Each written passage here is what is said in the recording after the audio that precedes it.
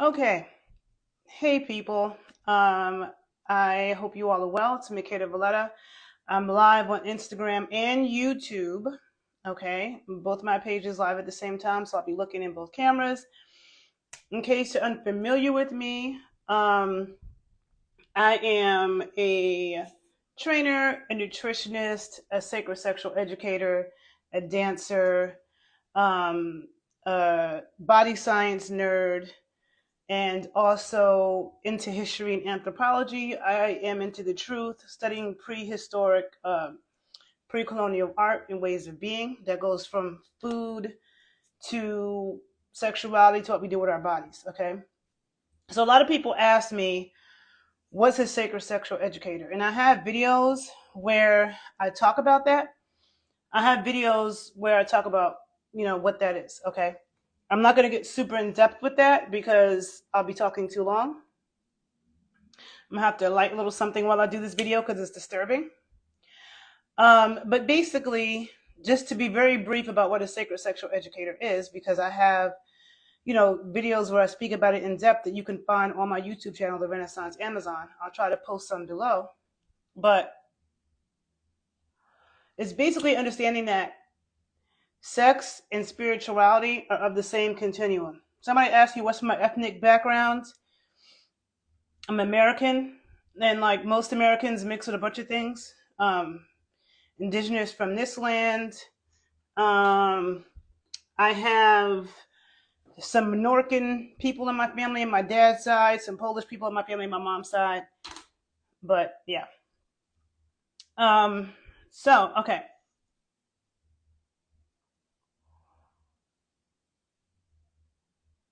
Indigenous cultures, everybody had some type of sacred sexual practice. Okay.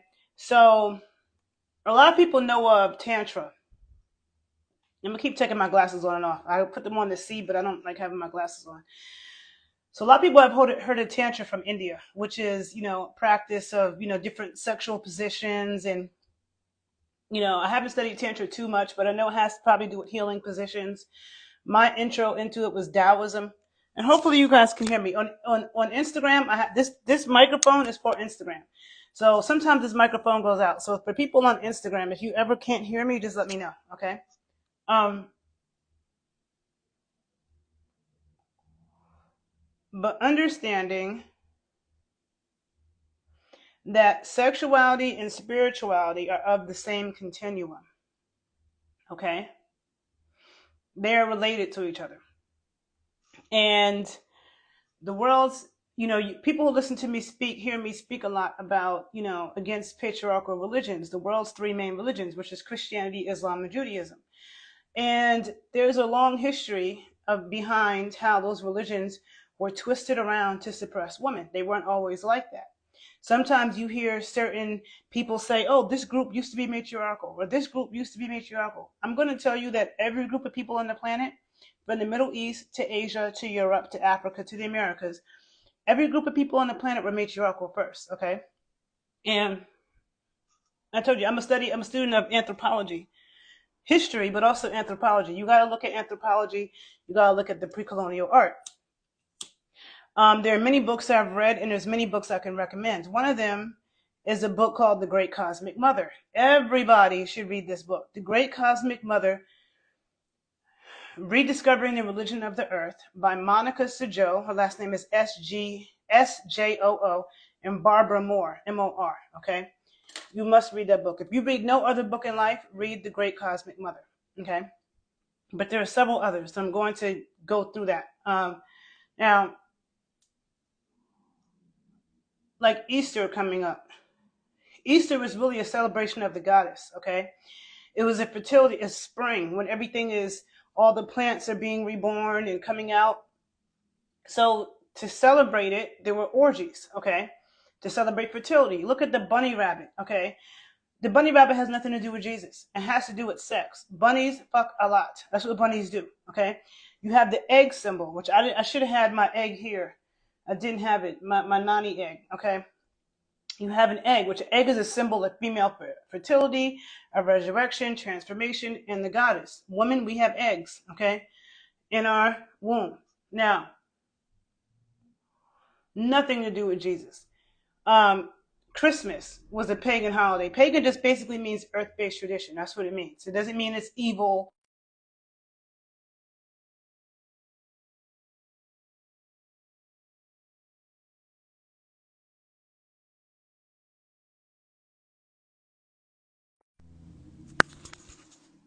To the people on Instagram, did my mic go out? Because this mic is connected to my Instagram. And this mic.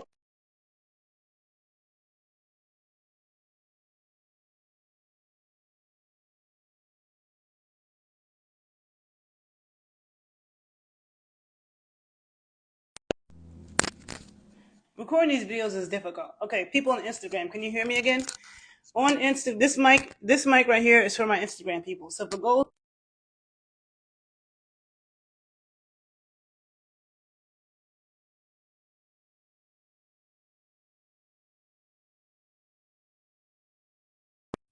Okay, you guys are writing yeah. What are you writing yes to what? Okay, look.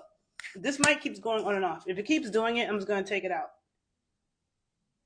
So,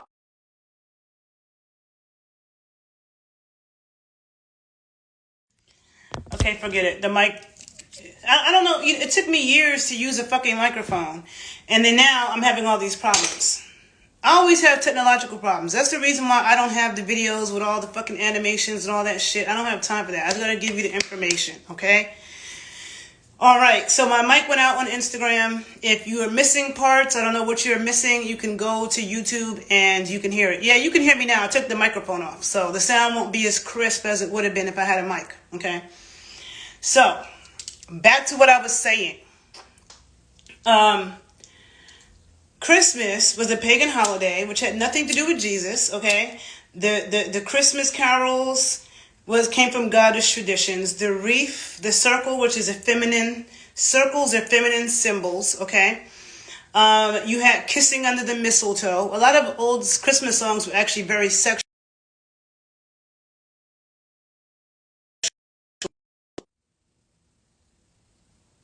Sorry, somebody just called me on my,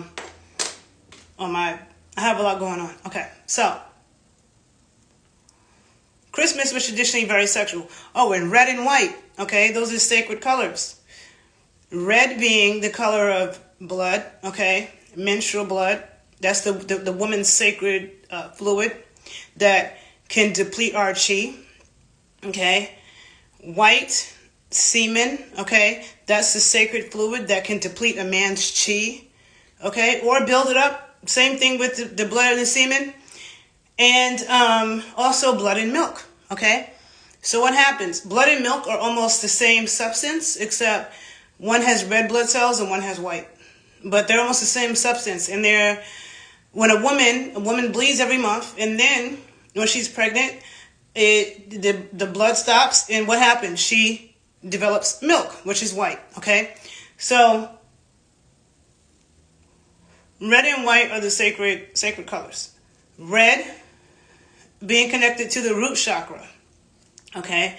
The root chakra is where your genitals are, your sexual energy, that fire energy, right? And white is connected to your crown. So you have root to the crown, okay? Two very spiritual places. People talk about Kundalini energy, okay? What is that? Kundalini is that sacred, it's that snake, okay? That snake that you see on every medical symbol across the world has snakes, okay, going up a staff. And I don't know if they all have the bird wings. I know that America has the bird wings.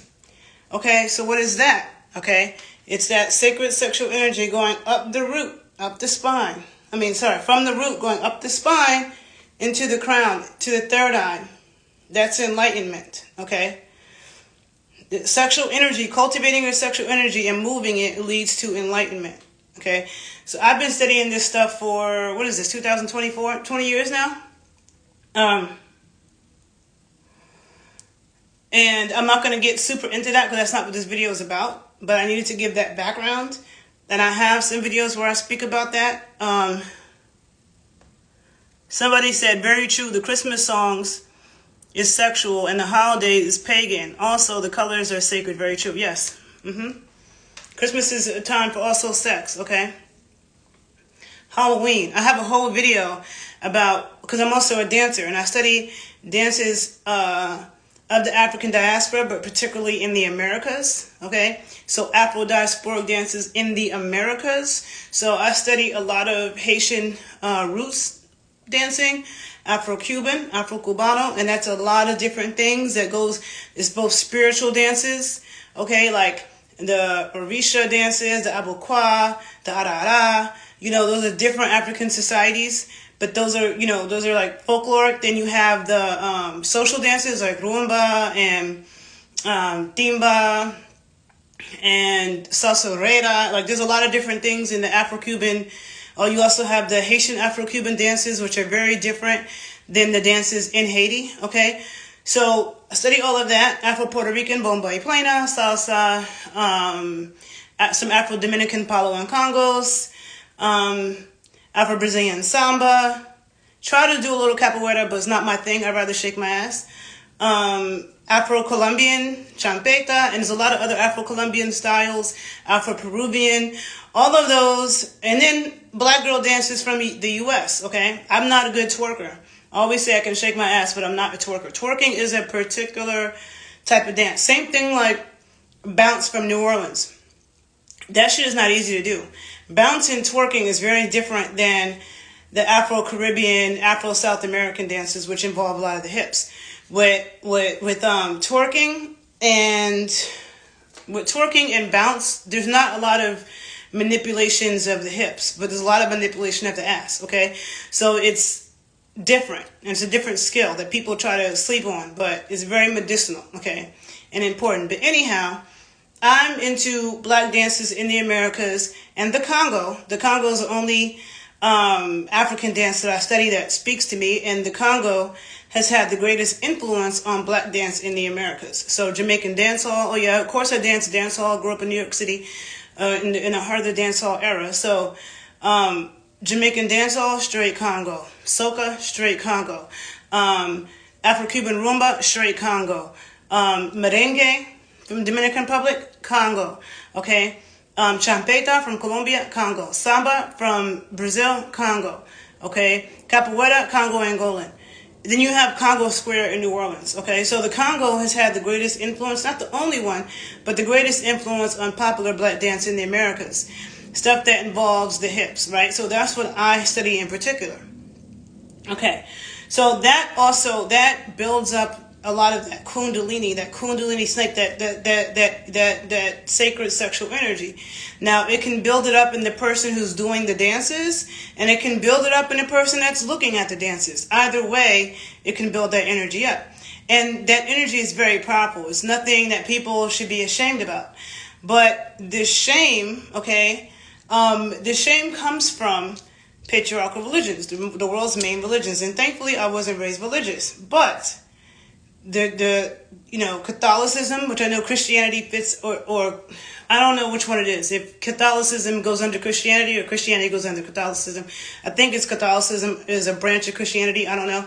But that whole thing, that Christian, Catholic, all of that, the Muslim and Judaism, okay, they all believe in the suppression of women. And I'm going to tell you, somebody wrote, the religion was designed to control us, to keep us in check and control in this system. I was raised in a Christian family, but I got our religion when I saw the truth. Yeah. Yeah. So,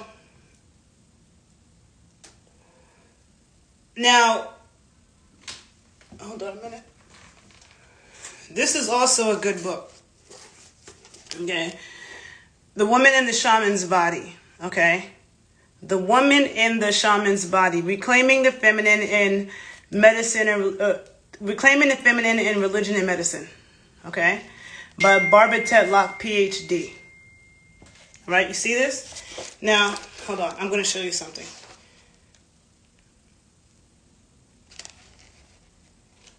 There's so much I could say. I could really talk for 2 hours, but I'm going to try to stay on topic. I just need to write my books. Oh, shit. Oh my God. I really need to be reading this book. Because you know what? I read this book years ago. But right now I am completing a master's degree in medical cannabis science and therapeutics. Okay. And I am currently, it's at a school of pharmacy, okay, in Maryland. So it's from a pharmaceutical perspective, all right. But I'm taking a class right now. My last class is on psychedelics. Now, I don't know a whole lot about psychedelics. I know a little bit. I'm a cannabis person, okay. I know a little bit about it. But anyhow, right now, I just had to do a bunch of research and writing about indigenous practices with the use of stuff like mushrooms and ayahuasca and yada yada yada. So right now I'm opening up this book, and I remember this book is the book that taught me about peyote, right? I didn't know what that was, all right? Peyote is something that comes from the indigenous people, and I'm like the Mexico, Texas area, and it's a lot of people have heard of ayahuasca. Peyote is similar, and I had read about this in this book. And it was talking about how pregnant women would eat it when they were pregnant with so this is a hallucinogen, okay?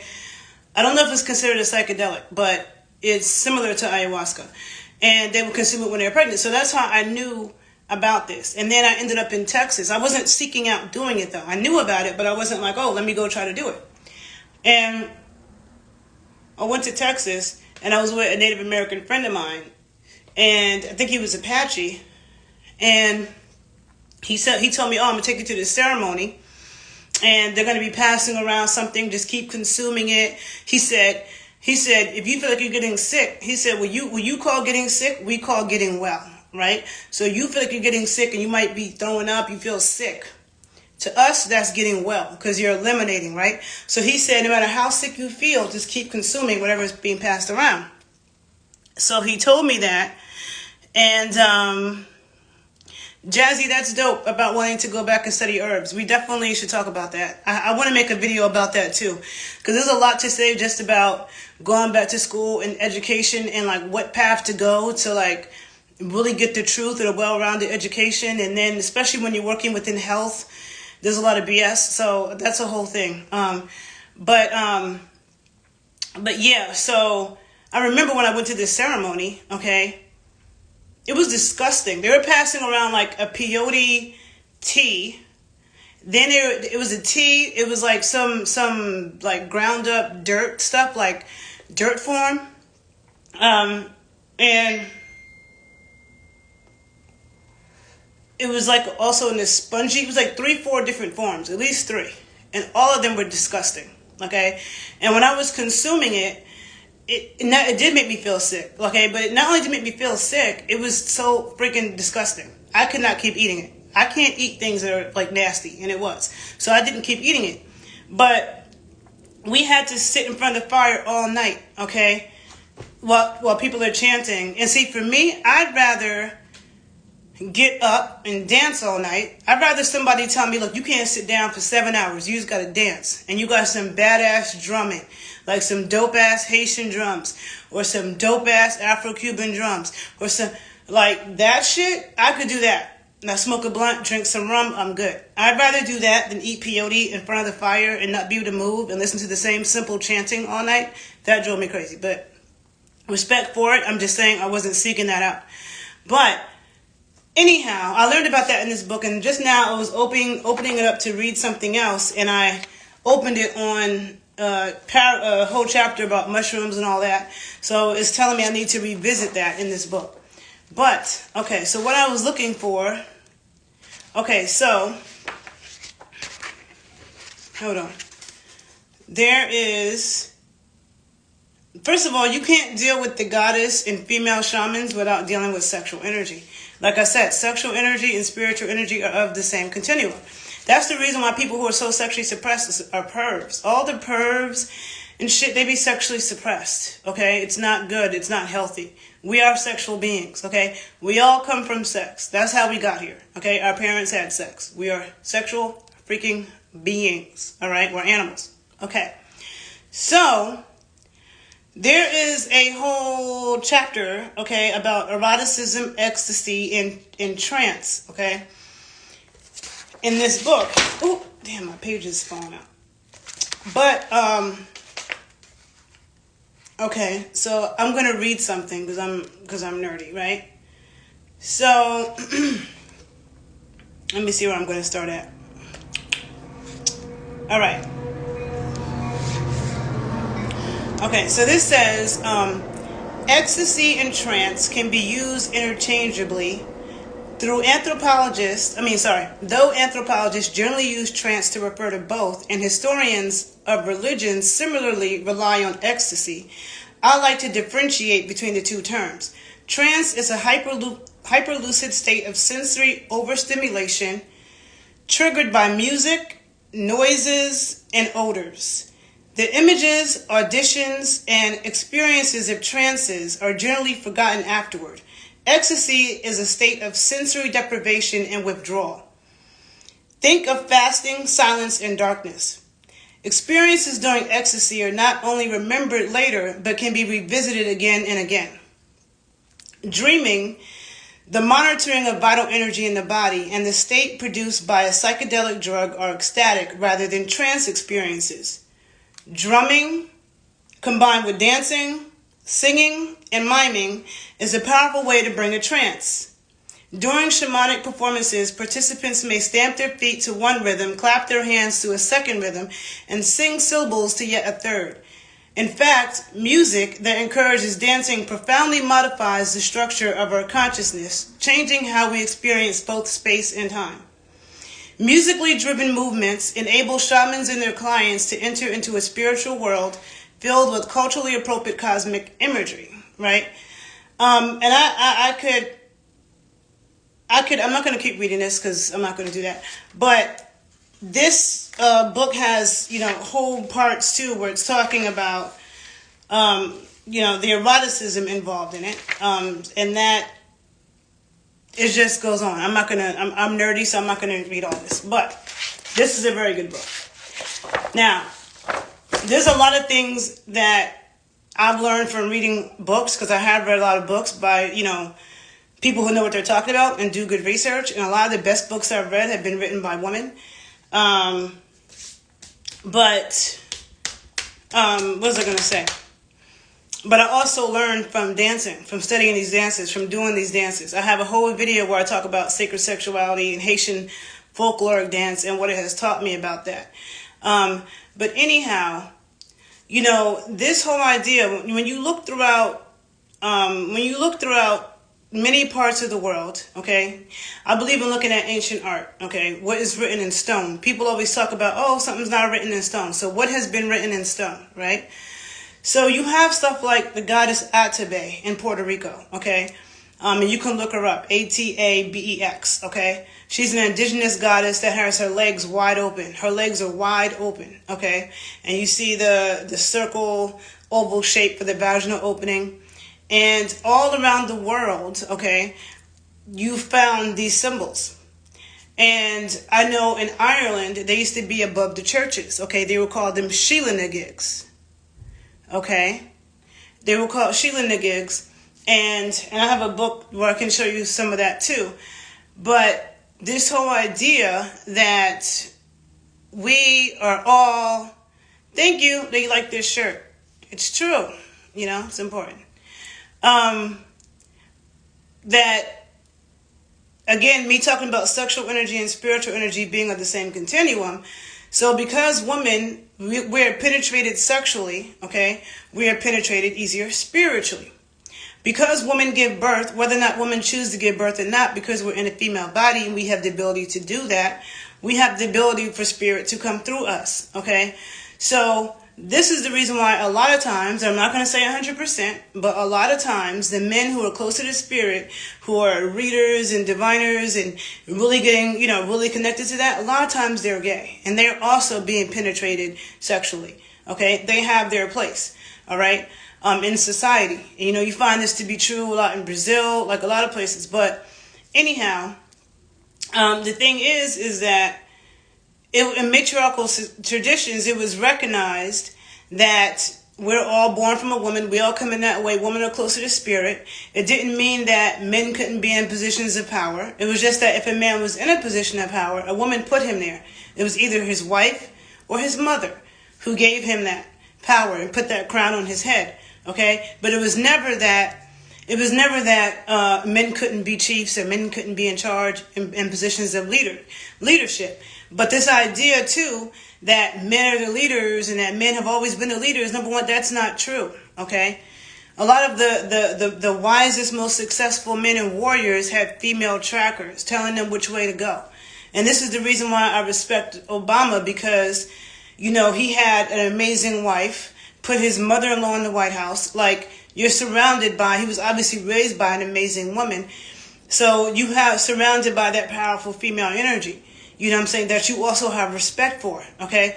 So the thing is, and not all women have that energy. So I'm not saying there aren't foolish women, okay? But I'm saying, like, the ones that do, that's your mother, that's your wife, or these are people that are putting the crown on your head. That's how it was traditionally. All right, so the thing is that when you have Jesus dying for your sins, because when you look at this art, like I'm going to, actually, let me show you. I have several books, but I'm just going to show you two in this video because, you know, I just don't, but this book right here, right? This book, Sheila na gig, The Dark Goddess of Sacred Power, right? And you see on the cover, you see this art, you see all of this, right? And this is in stone, written in stone. So, now this book has a lot of, all around the world, okay, where you're seeing it on churches. Sometimes they're like holding, like this is from Germany, okay? I don't know if you can see it. Sometimes they're holding their lips open. Sometimes there's blood coming out. Sometimes there's a baby coming out. Sometimes there's nothing coming out.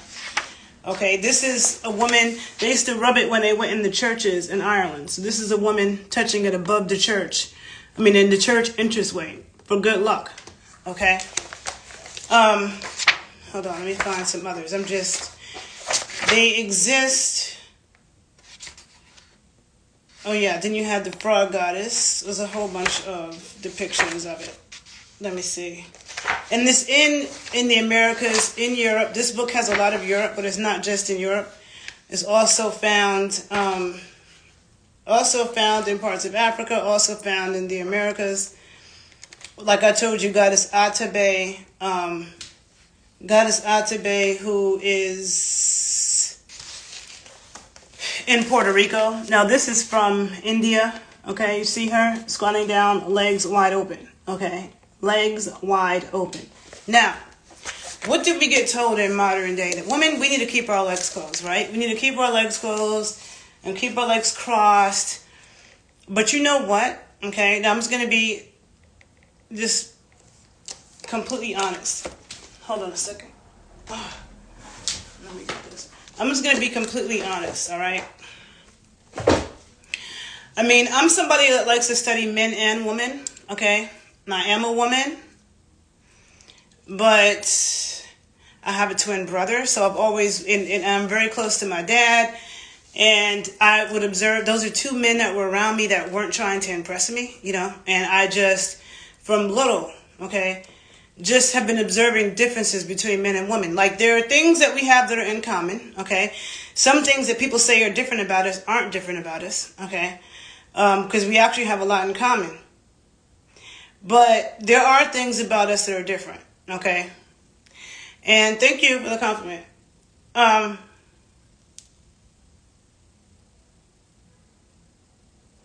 Yep, very true. Somebody wrote, keep your legs closed, stop all that gyrating, all forms of suppression. Big facts, exactly. That's why the dancing is a form of resistance, okay? Black women shaking and gyrating is medicine, but it's a form of resistance as well. So, oh, thank you, Kobe. Making me blush. But wait, what was I saying before that? What was I saying? I forgot what I was saying. Damn it. I lost my train of thought. Okay, so I'm just going to pick it up somewhere because I don't remember what I was saying. before the keep. Oh yeah, the keep your legs closed. That's what it was. Okay.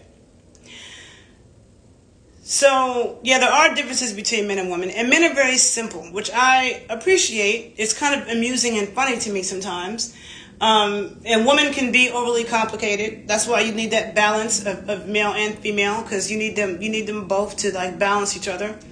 But if women in the world, okay, if women in the world, all over the world, just sat around with their legs wide open, okay, with no fucking underwear, no pants, okay, just legs wide open, we would take over the world if we had ways to protect ourselves from violent men. So let's say we had our legs wide open, but we had pit bulls that will attack your ass, okay? We had pit bulls.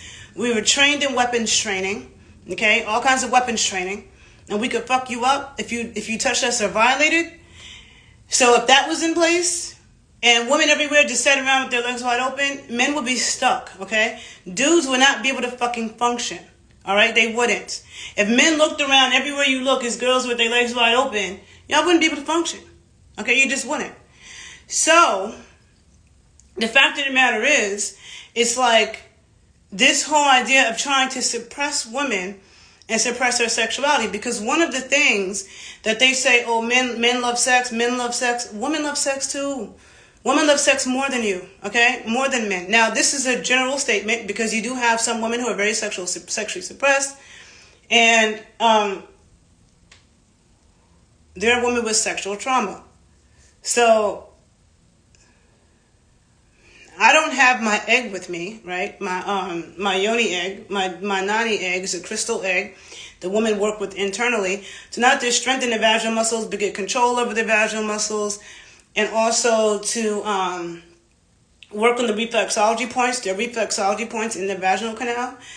And just like there's reflexology points in the ear and the feet and the hands, there are reflexology points on the penis and in the vaginal canal. And they're more powerful, okay? They're more powerful than the reflexology points in other places. So when a woman puts an egg inside of her, it also works on those reflexology points and helps to transform energy and dissolve energy. And so when people have reflexology points affect our meridians. I'm not going to get too much into this, but they affect our meridians, which are like veins of energy, which is different than like chakras, which are vortexes of energy up your spine. Meridians are veins of energy. They're associated with different organs and different emotions. And when something traumatic happens to somebody, or you see something traumatic or something traumatic happens, sometimes it can cause certain meridians to run backwards. And when then that happens, okay, that affects your hormones and your health and your emotions and a lot of different things. And no matter how much therapy that person goes to, whatever, it won't be right until they fix that energy field, okay? It's damage in the energy field. And so I'll do another video where I get into that more, but when you have women, and men have sexual trauma too, and that to me is actually harder for me to, the sexual trauma that happens to men is harder for me to like understand and work with. I actually think it could be more difficult than with women. Maybe, I'm not going to say that, but I'm not going to get too much into that either. I'm just going to say that when a woman puts that egg inside of her, whether she's conscious of it or not, it stimulates and massages reflexology points, okay? And the crystal or the stone has its own metaphysical properties, its own properties in itself. Then it's the shape of an egg. An egg naturally transforms energy. It transforms, right? And then it's massaging those reflexology points. So it can help balance a lot and work on a lot of trauma that a woman could be dealing with. The reason why I say with men, I don't know completely what the equivalent is of that, and I could maybe talk more about that at another time with theories and thoughts, but I'm just going to say that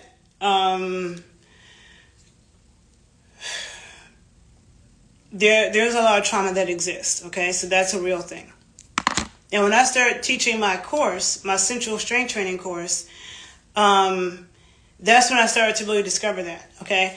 I worked with a lot of women with a lot of different things that had happened. You know, there's There's sexual trauma, but then there's birth trauma, which can be almost just as traumatic.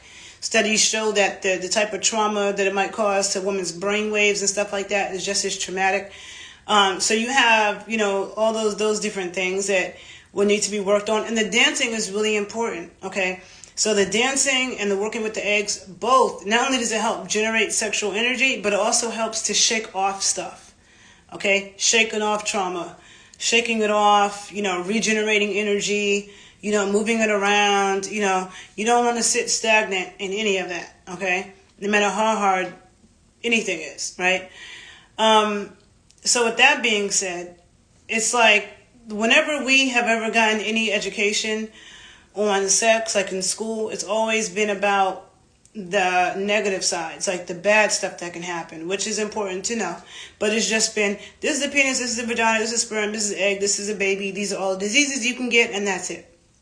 And there's no talk about the healing properties of sex, okay? And there's a lot. And suppressing your sexual energy, okay, or perversion, like when people are messing with little kids, like stuff like that is not healthy. And people have to speak to kids about appropriate touch and protect them. You know what I'm saying? And unfortunately, there's a lot of people who are raised by some sick people, because over the years, I've heard some crazy shit. And thankfully, that's never happened to me. But I feel very strongly about having a zero tolerance for, pedophiles, okay? Like, in that type of, and there's way more of them around us than we realize, because a lot of people have been touched as kids. So that means a lot of people are asleep at the wheel and ain't observing the obvious. You know what I'm saying? So there's that, okay? But with that being said, all right, this whole idea of, certain religions, okay, I'm just going to say this and I'm really going to get into it. When I was in high school, okay, I went to New York City public schools, got a great education, and my high school really stressed critical thinking, okay? They didn't use history textbooks, they were against it. They gave us primary documents and artifacts, and they told us think like a historian, use your critical thinking skills. They told us this every day. And I didn't get why they said that so much back then, but I see now that a lot of people don't have it, and people don't know how to research, okay? You need to research and use your critical thinking skills. Primary documents and artifacts, okay? That's what the truth is. Primary documents and artifacts, okay?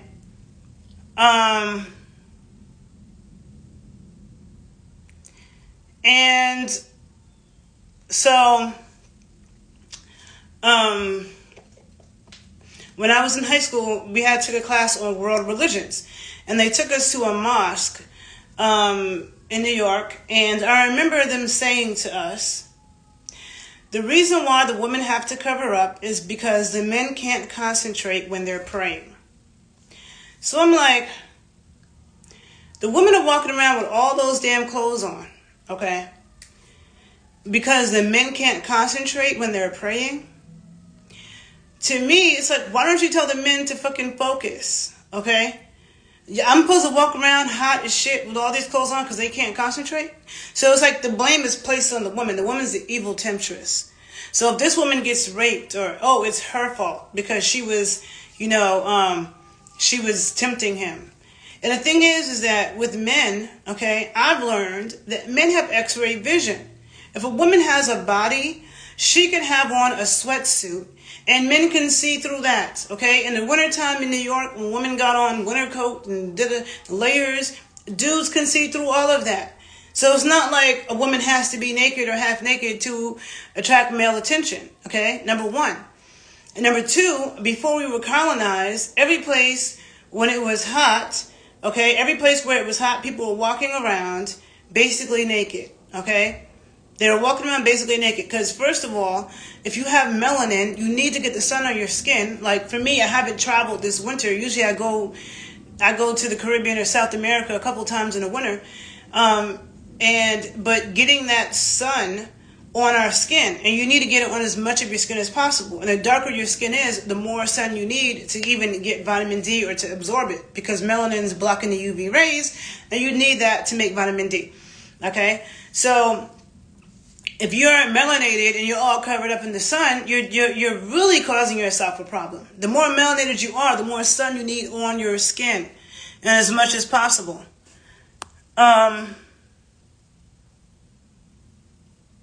Somebody said, what about the idea that we are more productive when we concentrate? Yeah, so learn to concentrate. That's your problem. Work on it.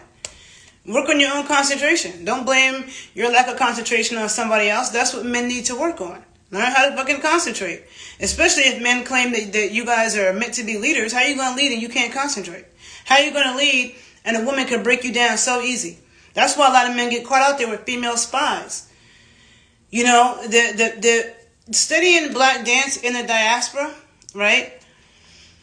The drummers a lot of times are men. Okay, sometimes there's female drummers. I drum a bit. I'm more of a dancer than a drummer, but I do drum. Okay, but most of the drummers are men. Okay, and there are, like, I don't care if it's Puerto Rico, Haiti, you know, Cuba. A lot of times the female dancers will come in the drummer's face and ass in their face, breast in their face, like really try to distract this drummer. And male drummers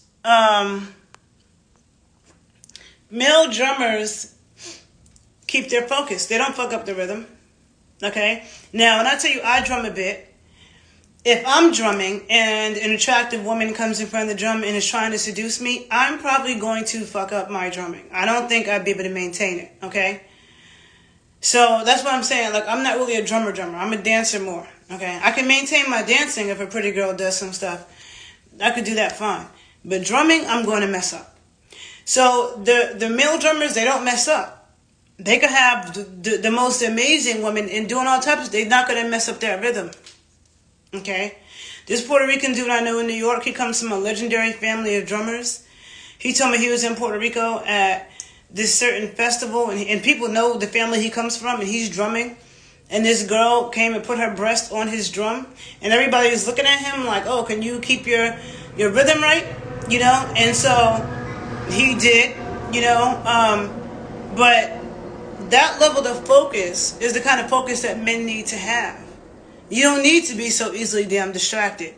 And a woman shouldn't have to suppress herself, you know, because you can't concentrate. The fact of the matter is, you shouldn't put your hands on a woman if you don't have permission. I don't care what she's wearing. I don't care if she's butt-ass naked with glitter. If I ever feel like getting dogs, I don't feel like taking care of pets. But if I had 2-3 pit bulls, okay, and I was someplace where it was legal to be outside naked, I would fucking grease up, put a whole bunch of gold glitter on me, go outside with my dogs. I don't care who looks at me. You can look at me if you want, but you're not going to touch me, okay? The reason why women a lot of times do suppress themselves, they don't want to get touched. And again, that can happen whether a woman is fully dressed or not. There are little kids that get touched. They're not trying to seduce anybody. There are women who are fully dressed and they get raped. Okay, so there's no formula to what a woman... The fact of the matter is, a man shouldn't be putting his hands on somebody if you don't have permission. Period. And that would be simple, right? But when you look at certain societies where before, you know, colonization, and even now, you can go some places in the Amazon, some tribes in Africa where people still got their breast out, their nipples out, grandmother, mother, and child, okay? Nobody's tripping. Nobody's raping these women, okay? There's very few places on earth like that now, okay? But there was a lot more before colonialism and colonialism and religion said, put on more clothes, and the woman's the evil temptress, and this whole idea that women need to suffer in childbirth, and that we need to suffer, you know, that sex is supposed to be miserable for us, which is why they're cutting off women's clits, okay? So the whole history, that somebody said, sounds like the church I used to be in. We couldn't even wear open-toe shoes. Glad to free from that oppressive shit. Yeah, you know what? I didn't grow up in church, but when I was 14, I had a cousin that got married in Virginia in a church, and I had on a long dress. It was like a long flowy dress and some open-toe sandals, no stockings. It was hot as hell in Virginia, okay, in summertime. And my aunt saw me like, oh, you don't have on stockings? Like, what do I need stockings on for? Like, I have on a long dress and open-toe sandals, and it's hot. Stockings? Like, that's so dumb. You know? No, I can't.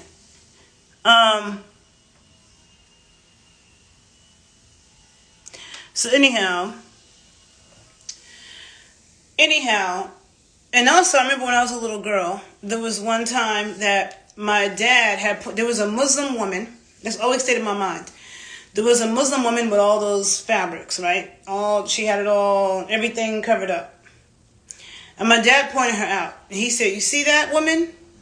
That's a woman that doesn't want to be free. Because this is a country where women have more rights than they do basically anywhere in the world. And she's choosing to walk around all covered up with all those clothes because a man told her that she had to.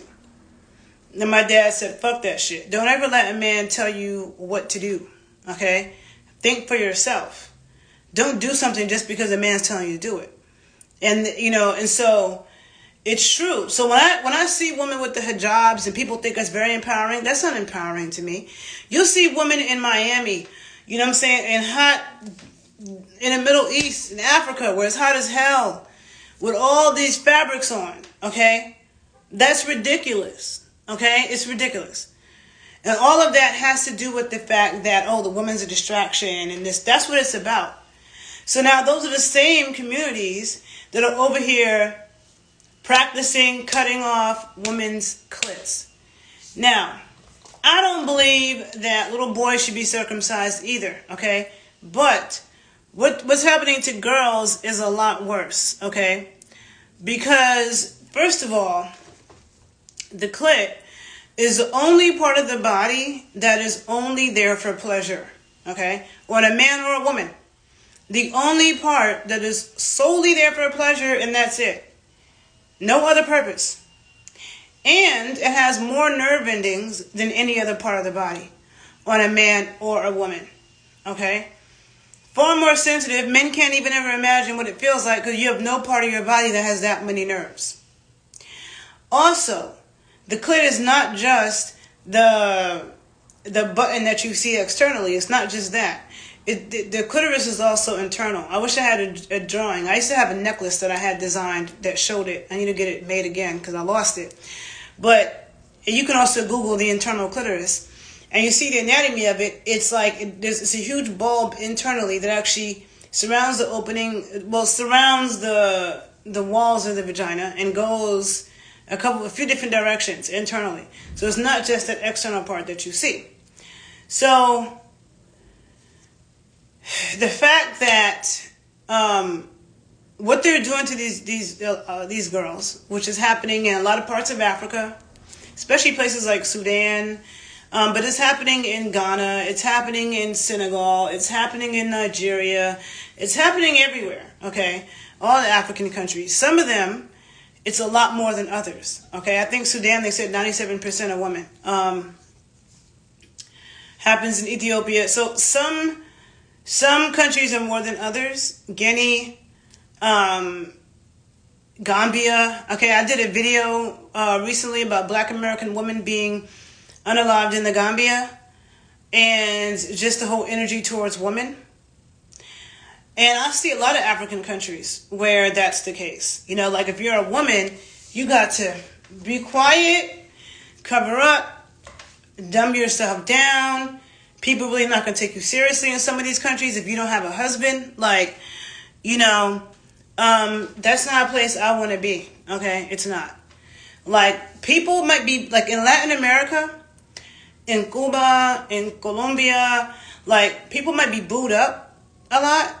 I didn't see this as much in Dominican Republic, but Colombia and Cuba, everybody's, like, in love and in a relationship. Colombia, I feel like is a lot like that, but it's like, but they don't, and for them, they might be very relationship oriented, but it's not like if you're a single woman and you're there, it's not like people aren't going to take you seriously, or you can't communicate with men in business, so it's not like that, okay? But anyhow,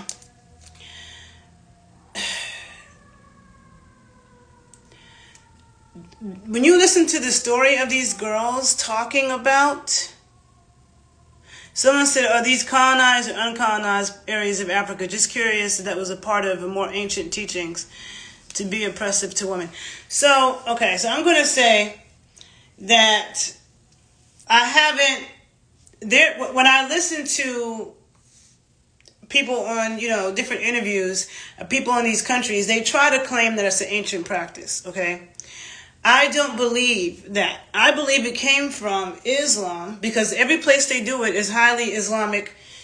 People that have been touched by that, okay? It's not the Catholics, okay? It's not the Jews. It's the people who are highly Islamic. Even though the people who are fighting against it will point out that Islam never taught this, okay? That Islam is actually against this. So they do say that, okay? But it's highly Islamic countries that are doing that.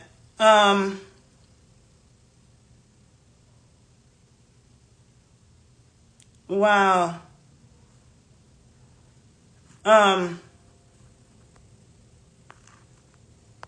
Yeah, so I was reading comments.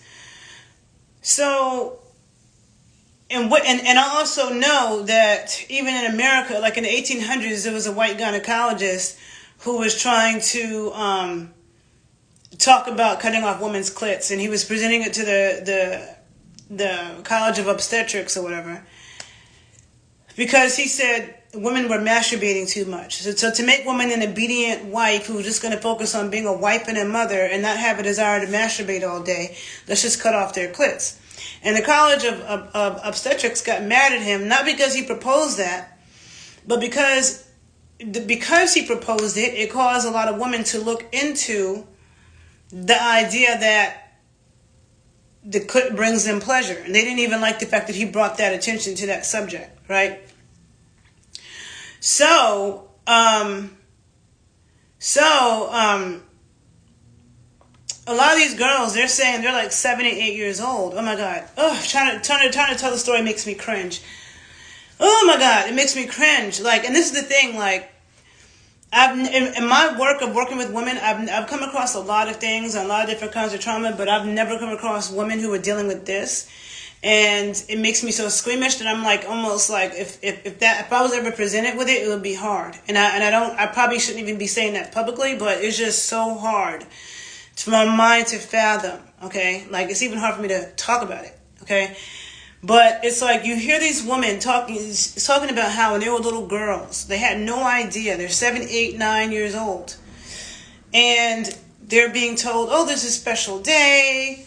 And, you know, they're thinking it's almost like a party. And they're being told that. And maybe somebody's giving them candy. And a lot of them tell a story of being with another cousin or a sister. And they went first. And they heard the most intense screaming, like painful screaming from the room. And the family member coming out and looking like, oh, you know, like they can't walk. Some of them heard that first before this happened to them. Some of them heard it first, some of them didn't, okay? But they all say that they were held down, like you know, mothers, grandmothers, aunts, family friends, women, holding them down, holding their arms. It's so hard for me to even talk about this because it just makes me sick to my stomach in a way that I cannot explain to even talk about this. But holding their arms down, their legs down, pinning them down, and taking a razor blade. It's a woman that they call a cutter that, oh my God, they take a razor blade and either cut the girl's clit off or cut off her clit and her lips, like her inner lips, okay? And throw it away, and then sew her vagina. Okay, there's different versions. Okay, some of them they just cut off the clit, some of them they cut off the clit and the lips, some of them they sew them up. And when they sew them, they leave like a little hole, a tiny little hole for the pee and the menstrual blood to come out of. The hole is so little that a lot of times the blood can't even come out when the women are on their menstrual cycle, so it has all kinds of problems. Oh my God, it's making me so sick. It's making me sick. Oh my God, it's so hard. Then, when they want to have sex, they get married, they get opened up, and they say that's more painful than getting the initial thing. And sometimes they get closed back up again. They have a baby, they get opened up. A lot of them die in childbirth. A lot of them, 1 out of 4 girls dies when they do it originally. And they do this with no anesthesia. That's trauma, okay? I don't care. There is no good reason. I don't care what somebody says. I don't care what religion you are. I don't care what the fuck you're talking about. There's absolutely no way that shit is okay. And a lot of these African countries, they could barely say the shit. Like the people who know it's wrong, they have to, they're activists about it, but they still are tiptoeing around it, still wearing all those clothes. I don't want to go to no country where if I have this on, I might end up in jail. I don't want to be there, okay? I don't. I don't want to be in any country where if I have this on, a man could rape me and it's like, the police and everybody's like, oh, well, you shouldn't have been wearing that. That's not going to happen right here, okay? It's not going to happen in America. If I go outside with this on and I have on shorts, I'm not naked, right? If a dude decides to do that, that's not okay. That's not okay. You know, it's not something that's like, oh yeah, there's no legal. No, what the fuck? You know what I'm saying? So first of all, or if I were to shoot him or cut him or something, I wouldn't be wrong and I wouldn't be in trouble. Okay? But in these other countries, oh no. Like, no, fuck that. Okay? So they don't want, you know why they do that? They don't want these women to have any type of sexual pleasure at all. And you see how traumatized all these women are. They say every single day. Now, I cannot. Like, there's so many things wrong with that. The age, the fact, no anesthesia, being held down like that. 1 in 4. A lot of these girls almost died. A lot of them do. There's girls who've seen their sisters die going through this. And then, for the rest of their life, you know what I'm saying? Like, you see these women who are gorgeous. Okay, actually, Idris Elba, his wife, I think she's from Sudan, and that happened to her mom. Okay, she grew up in Canada, so a lot of times if they grew up in Canada or Europe or America, that's when a lot of them wake up. Because they grew up in America, they grew up in Canada, they grew up in Europe, and they're like, oh, hell no. Even though people are still doing it in these countries and it's illegal, but you have some people from those countries who go there and still will do it in secret. But it's not nearly, you know, a lot of times the people who wake up about it and really realize this is crazy and wrong, they have grown up outside of the country, okay? But then they're still so concerned with not upsetting the elders. And I looked at a video where this little, I can't remember where it was. I can't remember if it was the Gambia or if I was looking at Sudan. I don't remember. But, because I practice in a lot of those countries. But she was talking to an older woman, like a grandmother of the community, about it, about the damage that it causes to girls. The trauma. You know, these women are like forever traumatized every single day. A lot of them dying in childbirth. A lot of them dying when it happens. You have no sex is absolutely excruciatingly painful for you. How the hell they give birth when they were sewn up, I don't even know. I don't even know if I can handle listening to the details about how that happens. Having your lips, having somebody cutting it off and then sewing it up. Like, what the fuck? First they cut you and then they sew. That shit is insane. Like, I just can't, like, dudes, like, if a man knows how sensitive his nuts are, okay, a woman's clit is even more sensitive. Somebody said, I got a friend from Kenya, they hate the Kenyan men just because they do this, and they traumatize, they last forever in life. No offense, but you need to work on your writing a little bit. I'm not trying to be offensive, but I think I get what you're saying. Even though, yeah, they do actually do this. Even though a lot of times the women are doing it. It's coming from patriarchal stuff, but the women are the ones that are cutting. Okay? Now, my video on Instagram is about to end in 1 minute and 28 seconds, so I might stop it and keep going, because I'm on YouTube as well. My YouTube keeps going, but on Instagram, after an hour, I can't save it. So I'm going to stop this video on Instagram and save it, and then I'll restart the camera again if I keep talking. I'm just going to finish it, okay? Or you could just catch it on YouTube. So, Instagram people, follow me on YouTube, but I'm going to restart this.